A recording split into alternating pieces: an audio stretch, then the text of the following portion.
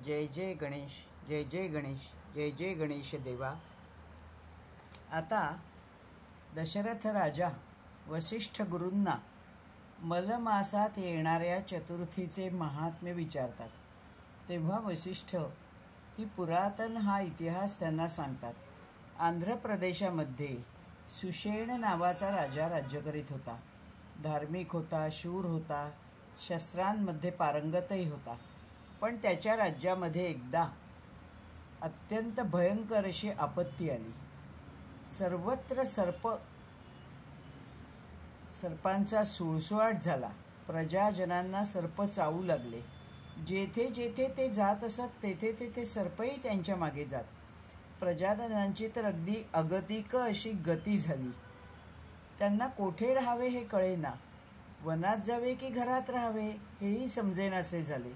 सतत सर्पदंशाचे भय अशी दुःखी प्रजा त्यांनी राजाकडे विनवणी केली। राजाने नागांची शांती होण्यासाठी पंचमीचे व्रत केले, तरीही नागांचे शमन झाले नाही। तेव्हा तो राजेंद्र जैमिनी गुरूंना शरण गेला। मुनींनी त्याला आगमनाचे कारण विचारले। तेव्हा त्याने समग्र वर्णन केले। स्वामी, अपार सर्प झालेत, राहायला जागाच नाही, काय करावं? नाना उपाय केले पण व्यर्थ आहेत।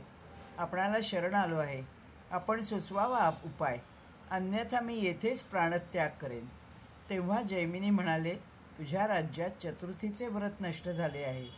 4 पुरुषार्थांनी युक्त असलेली अशी जी ही चतुर्थी आहे, वरदा चतुर्थी, ती संकटहारिणी आहे। त्यामुळे तिचं व्रत तू सुरू कर। चतुर्थीच्या व्रताचं त्यांनी विवेचन केलं आणि चतुर्थीच्या व्रताशिवाय केलेला कार्यारंभ निष्फळ होतो हे ऐकून राजा सुषेण म्हणाला, मला या गजाननाचे स्वरूप सांगावे। तेव्हा जैमिनी म्हणाले, गजानन तर वर्णनातीत आहेत, तरीही मी तुला ढुंडीचे वर्णन करतो। शांती लाभार्थ मी एकदा व्यासांना शरण गेलो, तेव्हा त्यांनी मला सिद्धिप्रदायक असे चतुर्थीचे व्रत सांगितले।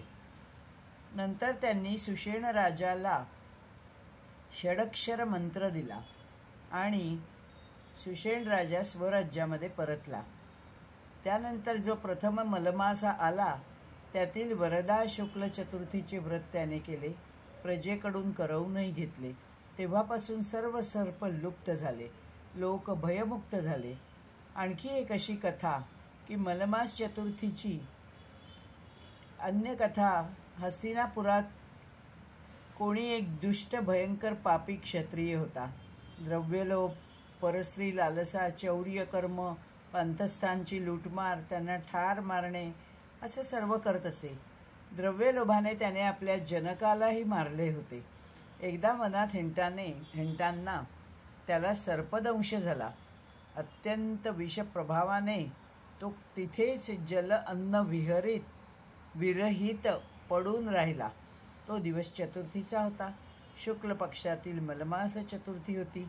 दुसऱ्या दिवशी पंचमीला तो मृत्यू पावला। असे हे चतुर्थीचे व्रत, हे जो महात्म्य जो वाचेल, इतरांना सांगेल, जो ऐकेल, जो आचरेल, तो साक्षात गणेश सायुज्य होईल। अशी ही मलमास शुक्ल चतुर्थी। जय जय गणेश, जय जय गणेश, जय जय गणेश देवा। धन्यवाद।